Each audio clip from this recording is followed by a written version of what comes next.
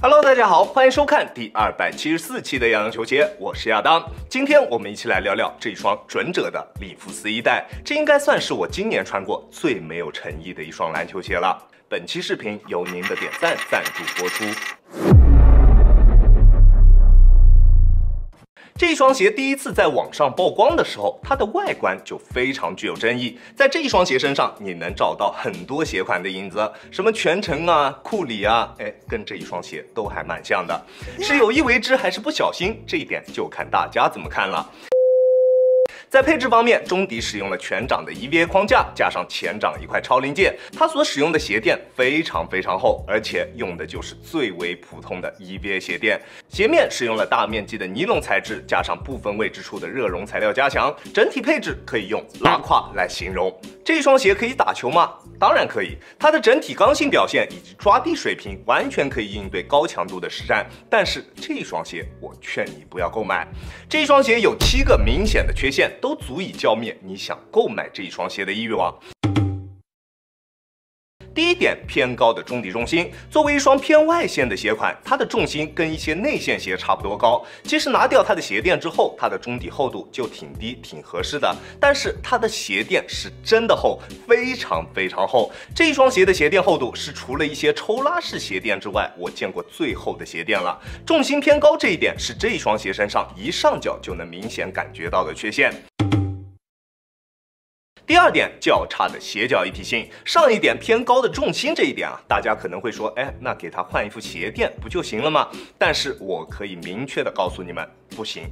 在使用原鞋垫的状态下，它的鞋面锁定就没有出色的表现。在静态包裹方面，它的表现确实还不错，但是一旦开始打球，它的缺陷就会非常明显的展现出来。球鞋的鞋楦宽度还算适中，更加适合正常脚型或者是脚型偏窄的朋友去进行选择。但是当你开始打球之后，你想要购买这一双鞋的欲望就会瞬间降至冰点。里弗斯1代的最前面一对鞋带孔位置相对比较靠后，球鞋前段的锁定并没有办法通过鞋带进行调节，在做一些变向或者侧向蹬地动作的时候，脚在鞋内会出现非常明显的位移，非常的明显。这种程度的位移是会影响到实战的。如果给它更换一副薄一些的鞋垫，它的整体锁定会有进一步的下降，鞋头上方的空间会变得巨大，在侧向蹬地的时候，脚在鞋内位移的这一种情况会更加的明显。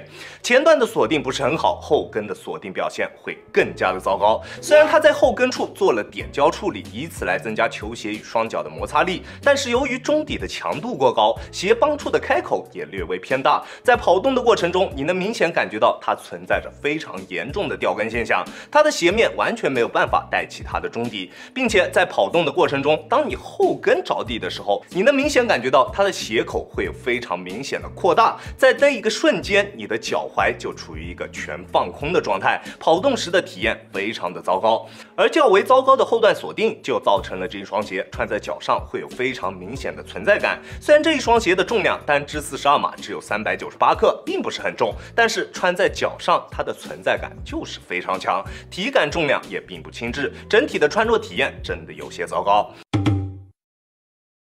第三点，较差的侧向支撑。前面我也说到了，它的前段锁定做的并不出色，但是如果它的侧向支撑到位，那前段锁定欠缺的这一个问题就会在一定程度上得到改善。毕竟鞋面能兜得住脚了，即使是出现侧向滑动的情况，也完全可以接受，对吧？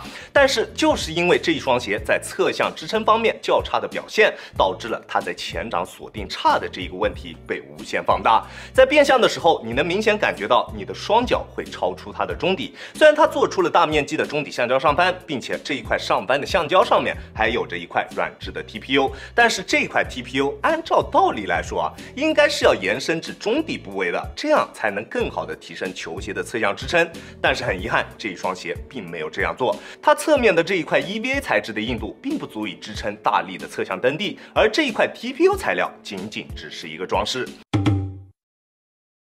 第4点，较低的缓震极限。虽然这一双鞋的中底重心比较高，但是并没有给这一双鞋带来出色的缓震表现。上脚之后，它确实可以提供给你比较不错的脚感，但是大家看看它这一副巨厚的鞋垫。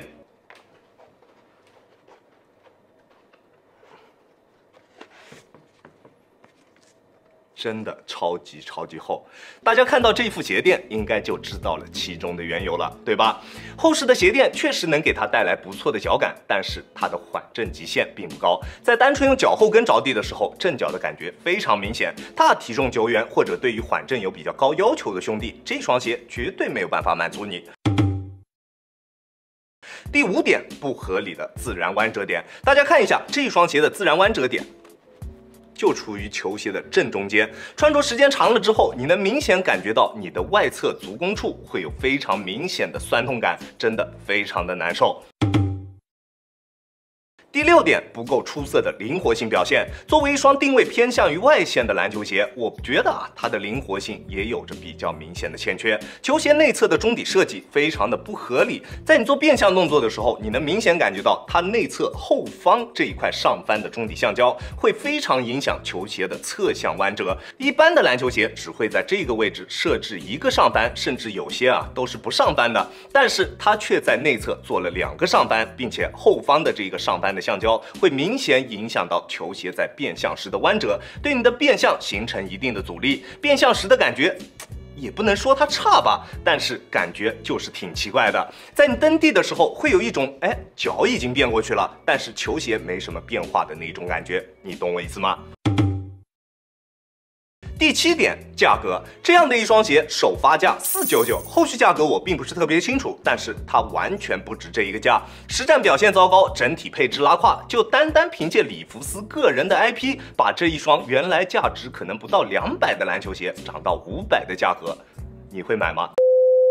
抛开里弗斯的个人 IP， 我觉得这双鞋定价199或者是249会更加合适一些，因为它的配置、它的实战表现，我觉得就只值这一个价。这双鞋我绝对不推荐大家购买，它让我有了一种以前我小的时候，爸爸妈妈带着我去小商品市场，花50块钱买了一双篮球鞋的那种感觉。这一双鞋给我的感觉，就是这种感觉。OK， 这就是本期视频的全部内容了。再次感谢大家观看本期的洋洋球鞋。洋洋球鞋，一切从实战出发。我是亚当，那我们下期视频再见吧。大家有空来做 ，peace。